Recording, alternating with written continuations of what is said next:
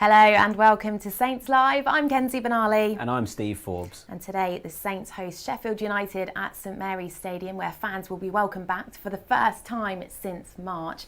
The Blades are yet to record a win this season, whereas the Saints are flying high on 20 points. Joining us today to preview this afternoon's match is former Saints captain Dean Hammond and lead football writer for NBC Sport Joe Prince-Wright. Great to see you again, Dean. And Joe, great to have you back on the show. How are you? Doing very well. I mean, it's been a good few weeks for Saints since the last time I joined you guys. So yeah, very happy. And Dean, how have you been doing? Very well, very well. Excited about the game. Two of my former clubs, so it should be interesting. Yeah, absolutely. It's going to be a good one. Definitely. Well, let's dive straight into it, shall we? We've got less than 15 minutes until we find out Ralph's starting 11. There's no fresh injury concerns that we're aware of. So what do we expect to see today, guys? Dean, let's come to you first. Do you think that maybe Danny and Nathan Redmond should come in from the start again? Yeah, I think it's probably the manager's biggest decision for the lineup today, for the starting 11. I personally would like to see Redmond and Ings come back in. I know that's difficult because obviously you've got Theo Walcott, who's been playing very, very well and is getting fitter and stronger and becoming the player that all the Southampton fans want to see within the starting 11. But I think Shay Adams and Ings, their partnership is the best partnership at the club, and they're the most effective partnership. And I've got a soft spot for Nathan Redmond. I think he's a fantastic player. I think obviously he's been a little bit unlucky with injuries, but his performances before he got injured were very good. But he does have that competition with Theo Walcott. So that will be the interesting decision. But if it was me personally, I would bring Danny back in and I would bring Nathan back in. And what about yourself, Joe? Obviously, Danny had a big impact from the bench the other day. Do you expect him to take his place in the starting lineup again this time? I think so. I agree with Dean on that. I think Nathan and Danny just bring that extra experience that Saints probably have needed in the last few games. And yeah, they looked a lot better in the second half against Brighton. When they were both on, it would just kind of seemed a bit more fluid and joined up in the attacking third. And as Dean said there, we've spoken about it many times, but Shay Adams and Danny Ings, that partnership they were building before Danny got injured, that was one of the best things about this season so far for Southampton. So a little bit harsh maybe on Gineppo, but I think we've kind of seen maybe it's time to take him out of the spotlight a little bit, and he could have a big impact as an impact sub in this game. So yeah, I mean, Redmond and Ings, good options to bring into the team for any Premier League team. Well, as Steve said, we'll be bringing you that team news very, very soon. But before we do that, let's just momentarily cast our minds back to Monday's game.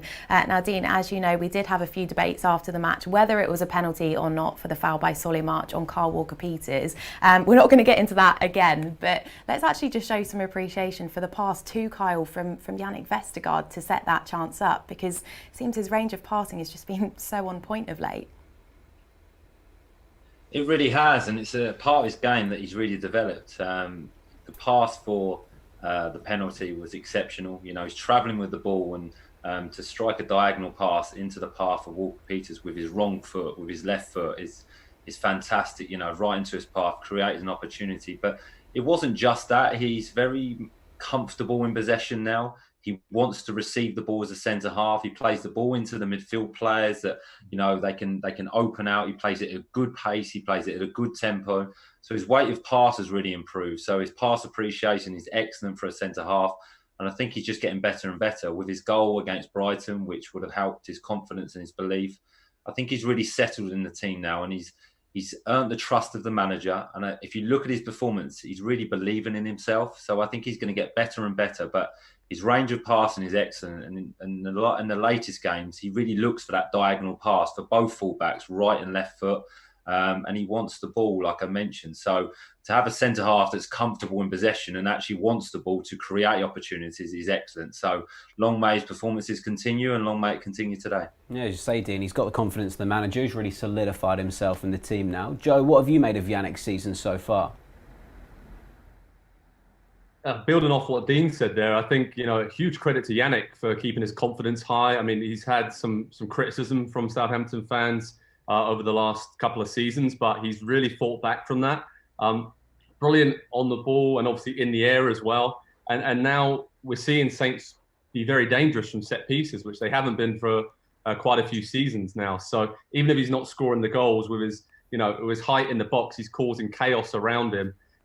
So I think we always look dangerous now from set piece situations with James Ward-Prowse, obviously whipping in those great balls for him. But defensively, I like his positioning. I think he takes, the first knock a lot, steps out of the back, and Bednarak is there to sweep up in behind. And then he can kind of show his quality of the ball. And maybe I'm getting ahead of myself a little bit, but he sort of reminds me of Virgil van Dijk at times, the way he strides out of the back and can spray the ball around into the attacking areas. And, even though it's taken a while to settle at Southampton and in England, I love as well that his English is impeccable and he sounds like he's from Hampshire more than maybe even myself. So, it's really cool to see him settle in so well. Yeah, the next Virgil van Dijk, that's a big claim. That is high praise indeed. Yeah, very much so. Right, well, we're going to hear from Ralph now. He was speaking at the fans forum on Thursday night, talking about how the players have actually bought into his style of play. There's nothing better for any squad when you wake up in the morning of a match day and you think what we do is perfect and we can win against every team when we do it like this. And this is the feeling I have in the moment. And that makes every player much better, every player stronger. That doesn't mean that every time it's everything perfect, but the amount of work we put in our game to make it better, and not only me. When you see after every session that players standing together and discussing about football, when they're sitting in the dining room, they don't speak about, I don't know, cars or something else. They speak about football. They discuss the tactic. They move the salt and the pepper around and discuss the back four and how we should move. And I think this behavior, this habit changed completely in this club and in this squad. And we want also for the future, when we sign players, they have this. They are the same driven than we are now. And that is the fundament, the atmosphere, the basic of being successful. And I hope it can go on as long as possible. And if you missed that, you can catch the full fans forum on our official website and the club's YouTube channel. Now, Joe, let's come to you. How refreshing is it for you as a fan to see Ralph talking so positively about the style of play and the team?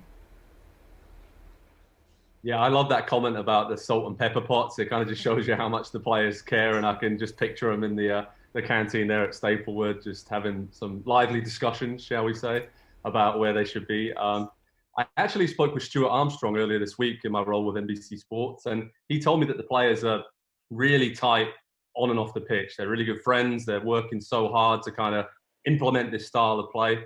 And a few words stuck out that he used to me: togetherness, trust, and belief. And I think we're seeing that now. Even if, against Brighton, I don't think the game plan worked particularly well, but Southampton are now finding ways to win. And I enjoy that.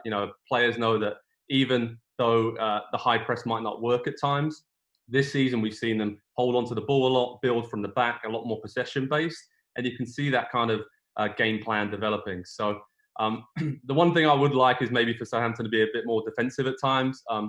I was working at the Manchester United game a few weeks ago. I don't want to bring that up too much, but at 2-0 at half-time, you kind of felt like that was a chance to maybe go into a 4-5-1, bring on Diallo and shore things up a little bit.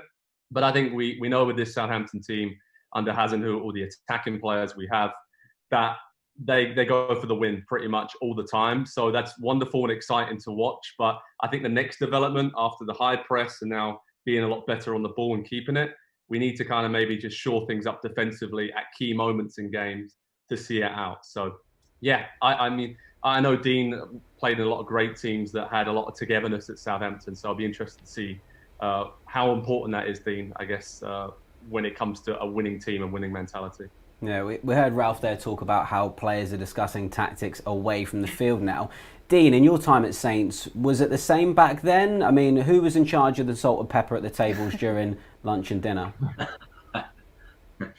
Well, to be honest, we wouldn't have discussed it too much at the dinner table, but there was a lot of discussions. We used to have a lot of team meetings. The manager, Nigel especially, would encourage the players' influence, encourage the players' opinion.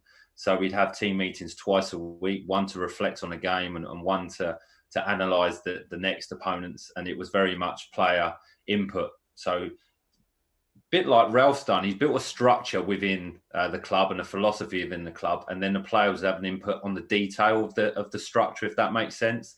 We used to do a lot of work where We would do pattern of play and shape, particularly on a Thursday. You would break off into groups. The coach would give you the structure and how you're going to play at the weekend, and then you would give your input as a player. You know, you get the team selection potentially, you get the partnerships that you're going to play with, and then you'd have individual discussions about who you're going to play against, how you're going to approach the game, what's the best way to approach the game. So there was lots of discussions within our group. You had lots of leaders. You know, we had Jose, we had Kelvin, Adnan Lallana obviously went on to captain the club, Ricky Lambert, so many players within the group that would have an opinion and a valid opinion. But we had a lot of educated footballers that were intelligent footballers, if that makes sense. So they knew what they were really talking about. And we had the platform with the manager that encouraged that. So we probably wouldn't do it at the dinner table. That was more for a bit of relaxing and laughing and joking. But when we worked within the group, we were pretty intense, and I've mentioned before, we were a hungry group that wanted to achieve things. So our opinion was heard by the manager. So yeah, there was a real togetherness and a trust within the group. Dean, sticking with you then, Southampton, I think it's fair to say, will be pretty firm favourites going into this game, given Sheffield United's start to the season. But as a player, does that add a layer of pressure going into the game?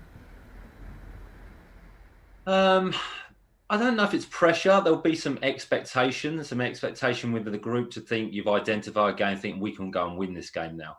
This is a game that we potentially should be winning. So maybe a little bit more pressure, but no more than expected, really. It's individual pressure.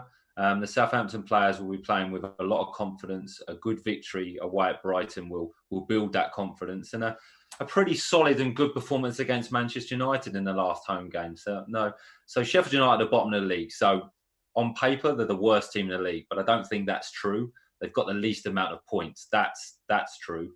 So it'd be a tough game, and the Southampton players will be aware of that. But only the pressure you put on yourself as a player, thinking, I want to be successful, I want to win.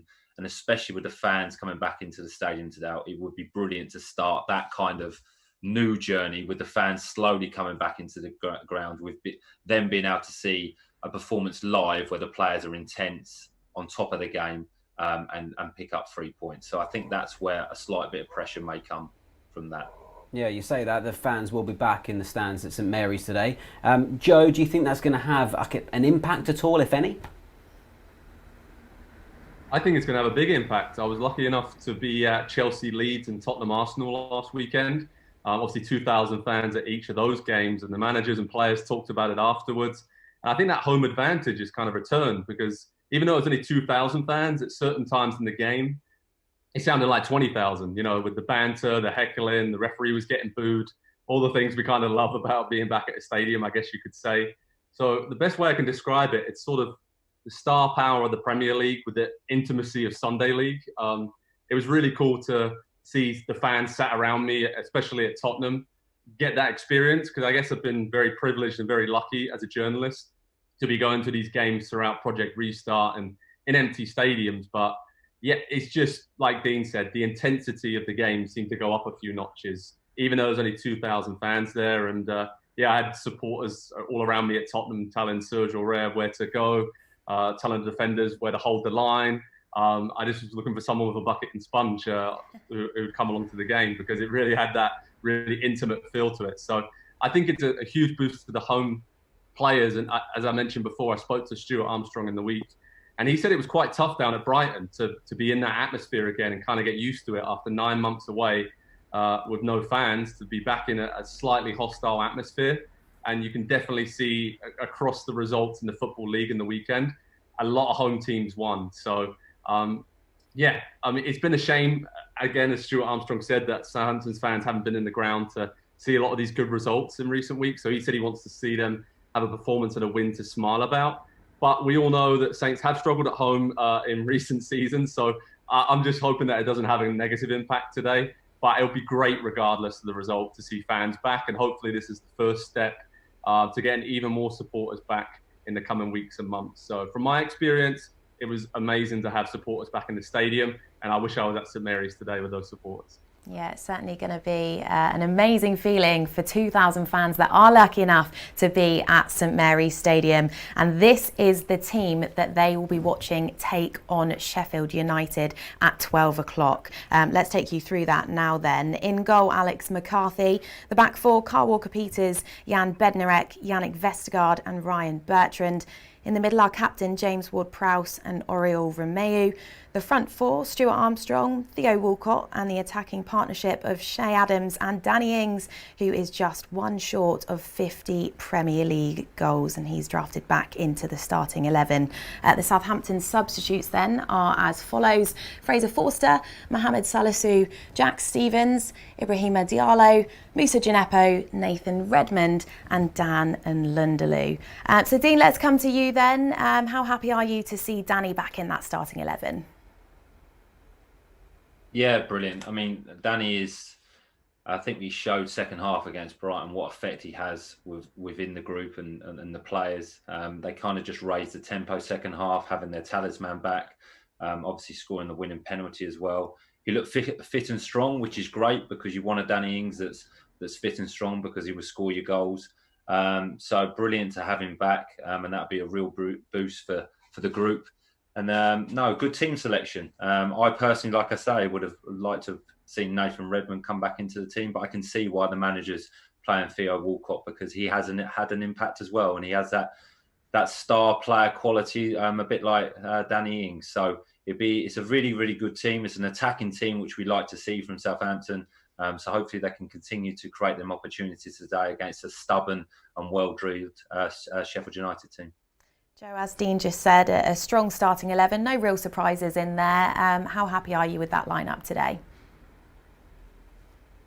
Very happy. I think the strength of the bench for me is the big thing now. You've got Redmond, Djenepo, and obviously Diallo, who can all come on and make a big difference. So I think in recent weeks, when we have had a few injuries to Danny and Nathan, then you've kind of seen Saints become a little bit more stretched and maybe can't have as many options off the bench to impact games later in the games. So it's good for me that, Danny can maybe go 65, 70 minutes, and then you have someone like Nathan who can come on, and then you can push Theo up front. So I think there's a lot of great attacking options, and the back four, goalkeeper and the midfield two kind of pick themselves at this point in time. So yeah, I think it's been going so well, so there's no need to change anything drastically. But the big thing for me is that now Southampton have more options off the bench, and that will be very good going forward.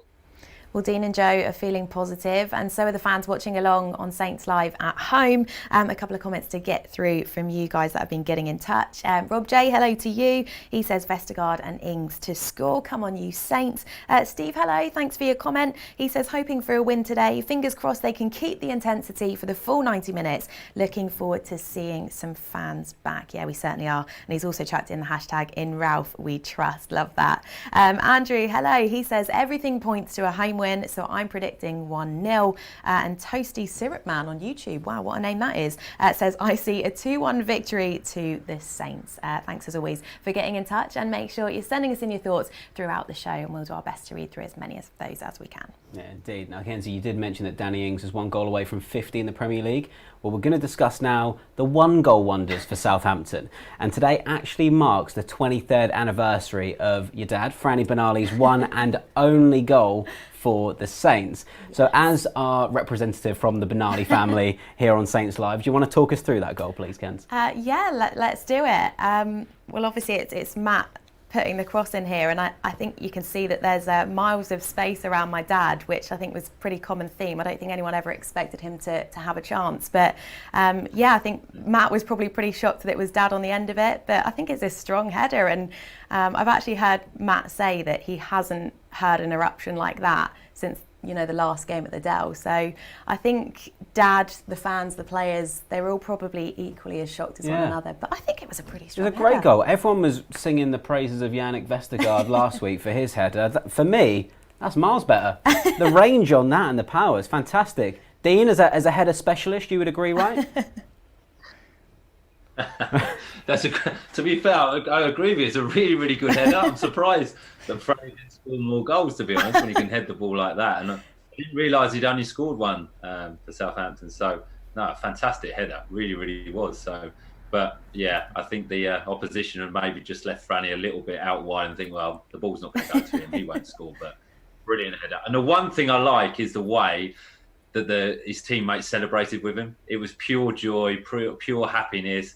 Like you say, Matt mentioned that the Dow erupted, and it would just been that delight for Franny to score and to feel that emotion, because it is the best thing about football. Winning games is fantastic, but scoring a goal and celebrating with the fans and your teammates is very, very special.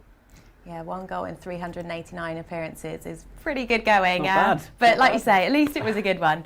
Well, Dad wasn't the only person to score just 1 goal for the Saints. We're going to take a look at the other 1-goal wonders for Southampton over the years.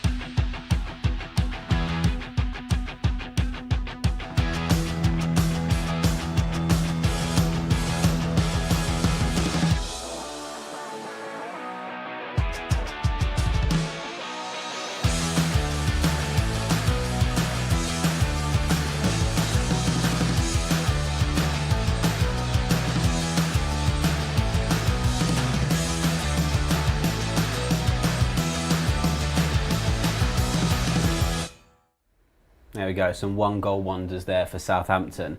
I think there's only one place we can start, and that has to be Cuco Martinez's sensational rocket against Arsenal. We'll come to both of you on this one. What did you make of that one, Joe? I couldn't quite believe it. I still don't think I can quite believe it actually happened, if I'm honest. I was actually back in the US, and I was with some family in New York, and the game was on kind of almost in the background, and I went absolutely wild celebrating that one. And I was trying to explain to everyone around me, this is a huge deal, because I still think it's probably one of the best Saints goals of all time. So yeah, if you're only going to score 1 goal, then at least make it like that, because that's going to live forever in Saints history, I'd say. Is that a big deal, Dean? I mean, you were knocking them in and training every day, right? Yeah, the wrong end, I think, Steve.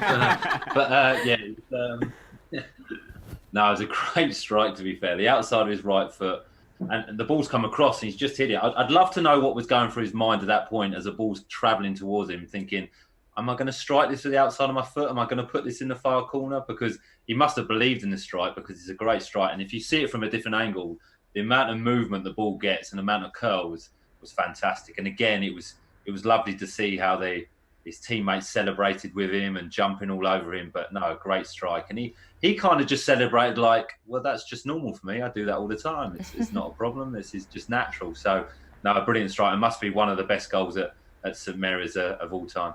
Yeah, well, funny you say that, because the fans did actually vote that in the top 5 goals of the decade, so they were obviously loving that one as well.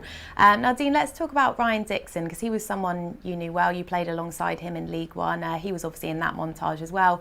What are your memories of him? Well, Ryan's a really, really nice guy for a start. He's probably the fittest player that you'll ever come across in professional football. In terms of running, we used to do running drills and the bleep tests, and he would just cruise it. I mean, he would be the last one. I would be there trying to keep up with him and struggle with that. And I was a pretty fit player. So that was one of his attributes. He could fly up and down that wing. Really consistent player. Obviously had that competition with Dan Harding in the League One team and the Championship team. So it was difficult for him to consistently play all the time.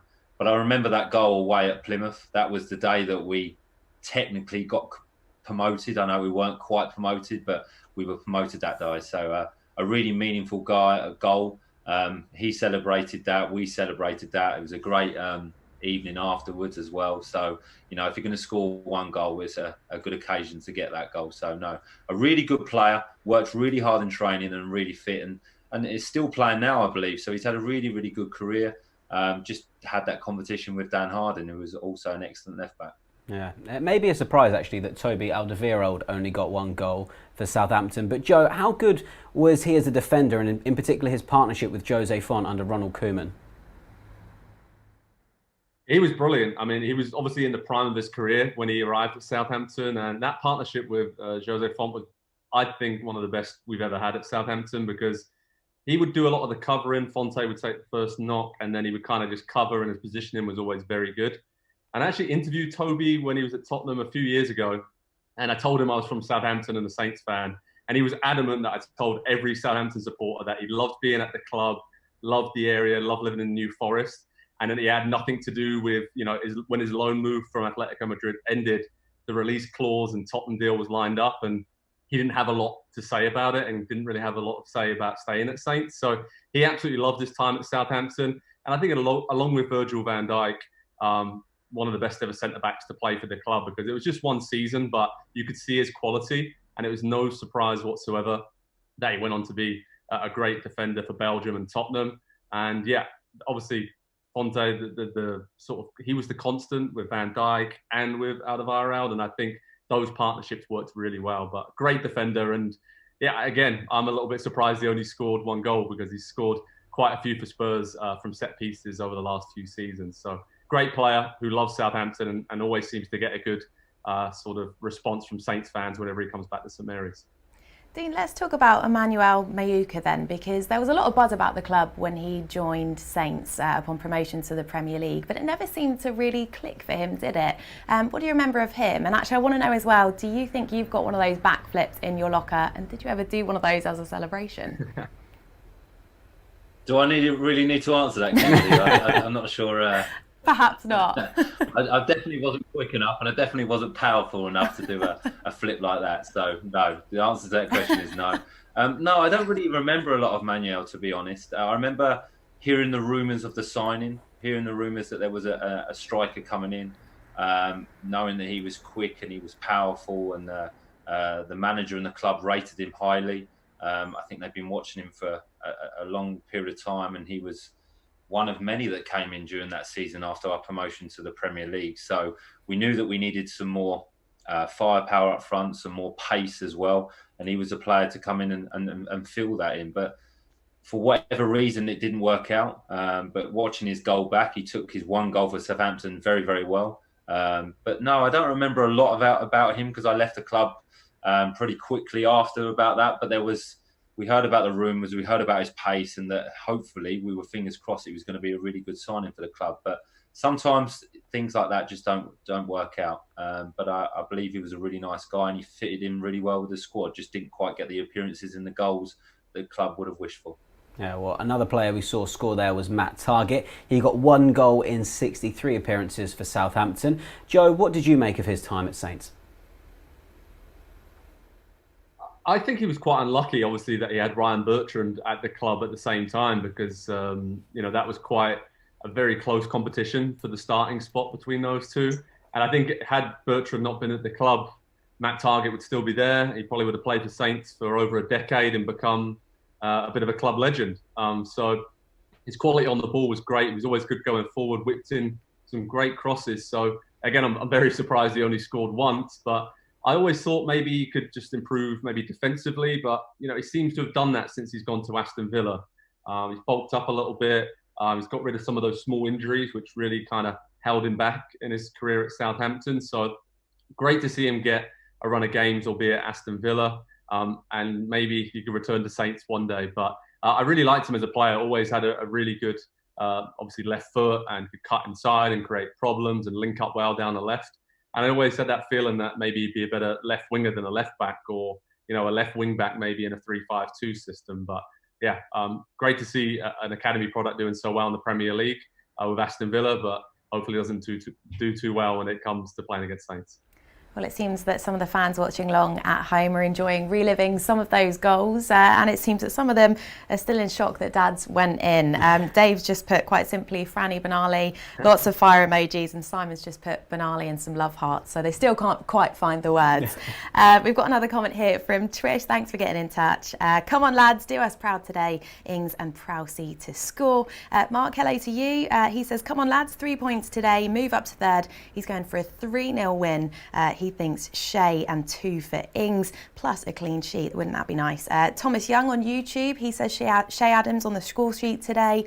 Saxon Axe on Facebook has said, hoping for a big 3 points today. If you told me we could potentially be third in the league in December, I would have snapped your hand off.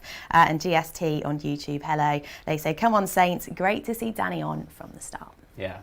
Well, let's shine some light on today's game and in our opponents, in particular Sheffield United, who are winless in the last 15 games in all competitions. Joe, what do you make of Sheffield this season? And they haven't quite reached the form that they did last year. In a word, I'd say they've been quite unlucky. I mean, the alarm bells were ringing over the summer, and you kind of mentioned it there. They've had a long run without winning a game. But, you know, I spoke to Chris Wilder a lot at the end of last season, on, you know, Zoom press conferences and whatnot. And he's done wonders at Sheffield United. Let's not forget that. But I remember one game stuck out. They lost quite badly against Leicester City, and he was very negative after that defeat. He kind of mentioned some of the players, you know, they're not shy in asking for new contracts or days off when they need it. So they need to stand up and be counted. And I kind of, at the time, I remember thinking, that's quite harsh. That's a little bit over the top for what these group of players have achieved. So I'm not sure kind of if that's kind of the hangover from the poor results at the end of last season has had a huge impact on the start to this season. Obviously, results-wise, it has, but every time I watch them, I'm looking and thinking, how on earth haven't they scored 2 or 3 goals in this game? So they're creating a lot of chances, pressing high up the pitch. They're one of the best teams at doing that. Work hard, they're organised, but it's fine margins, right? I mean, Dean Henderson going back to Manchester United's been a big blow. Jack O'Connell being out injured's a big miss. And it's just those little margins that have really turned things around in a negative way for Sheffield United, because looking at last season, 11 of their 14 wins came with clean sheets. They had 13 clean sheets overall, and they don't have any clean sheets so far this season for the first 11 games. So that kind of tells you the story. And those silly defensive errors, they're not a high-scoring team by any stretch of the imagination, but just those little errors and key moments, as we saw against Leicester City last weekend, are costing them dear. So they're not a bad team at all, like Dean said. I would just say they've been unlucky. So Saints have to be very careful today.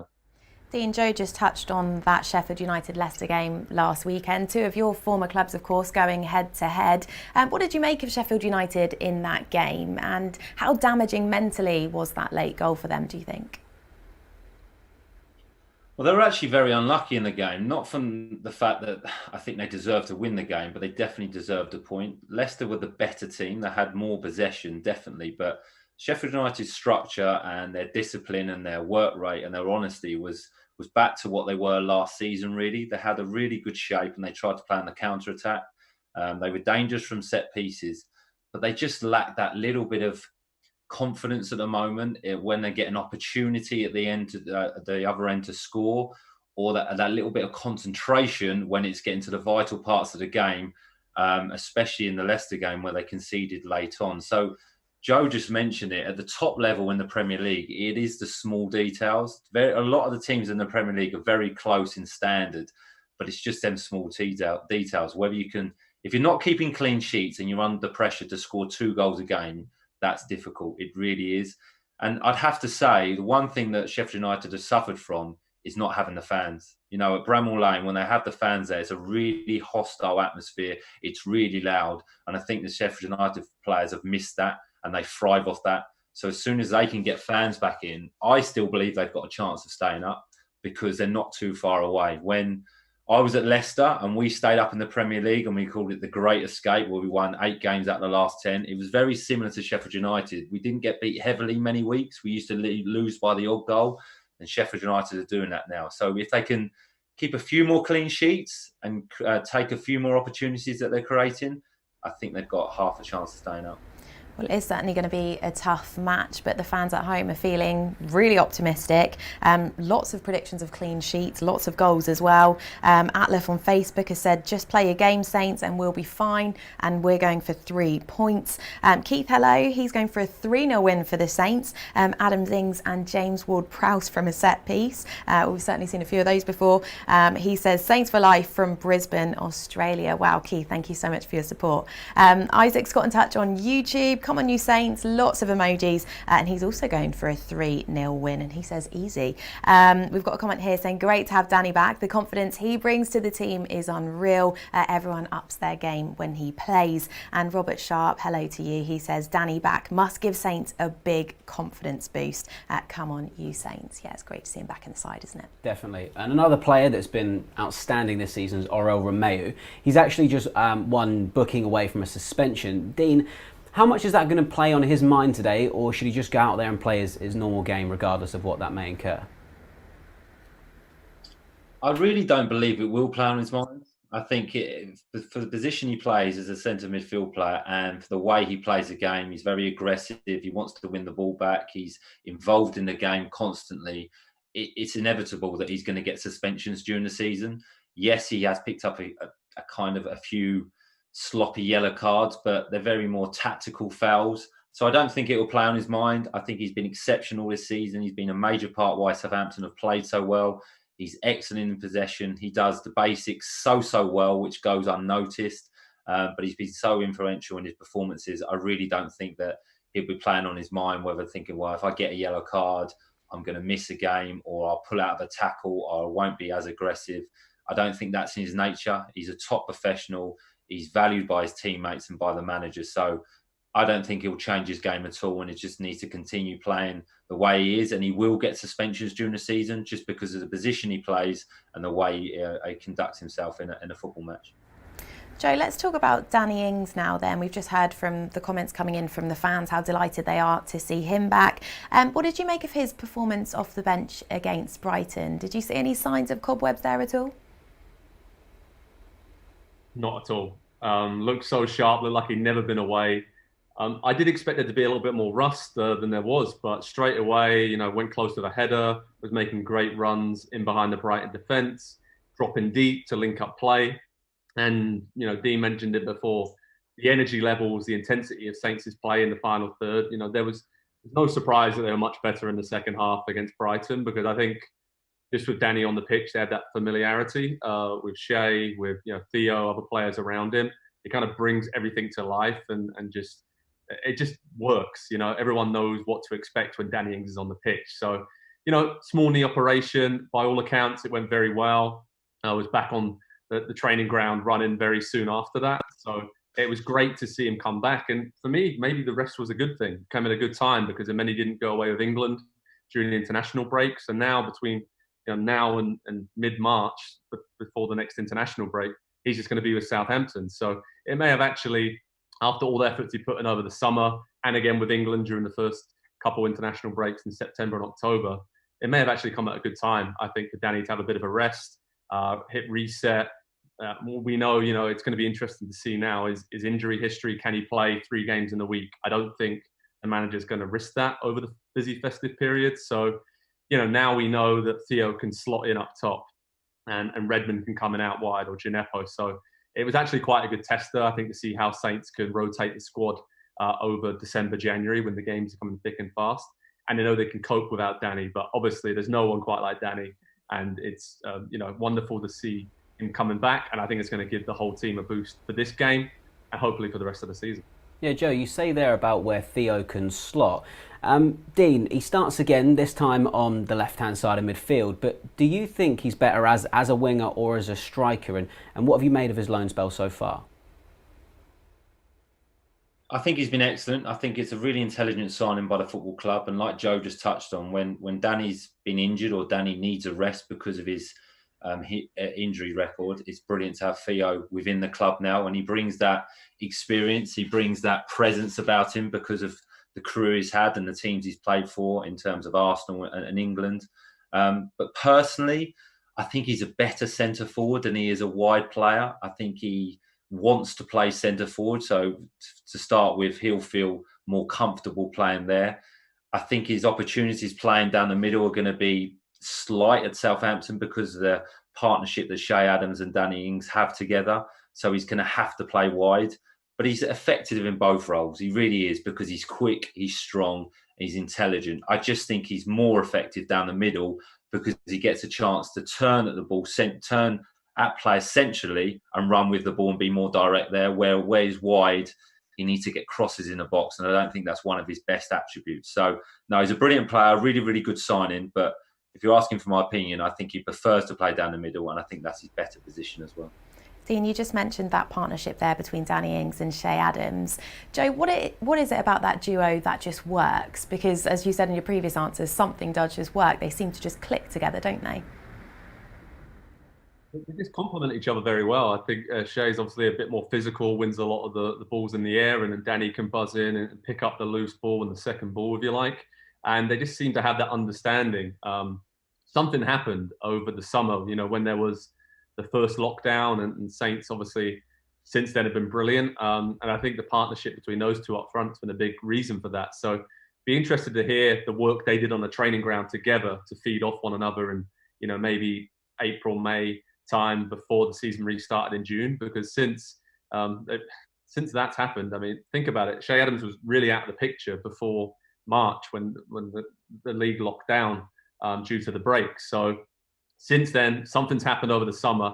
Can't quite put your finger on it, but I'm sure Dean will attest to this as well. Sometimes those partnerships just click, whether it's Danny and Che having a bit of a chat in their spare time about how they can work together, about how they can improve, or, one coach seeing something, you should do this, you should make this run. But whatever it is, it's working really well. And it seems at the moment, if Danny Ings has got the ball, Che knows where to run, and vice versa.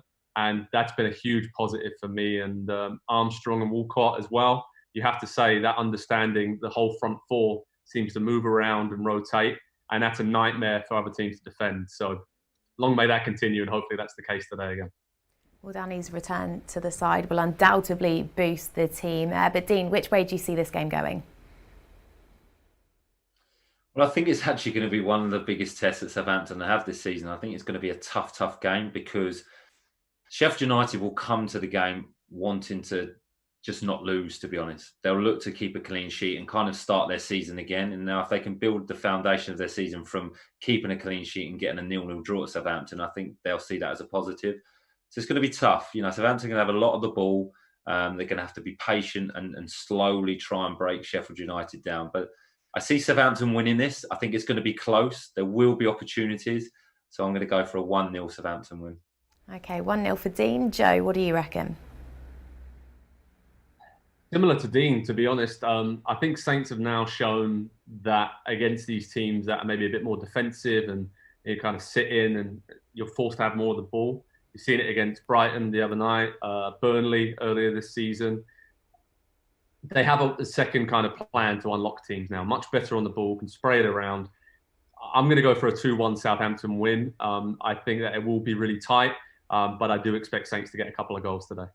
Great stuff. Well, thank you very much for your input during Saints Live, chaps. It's just about half an hour to go until kick-off between Southampton and Sheffield United.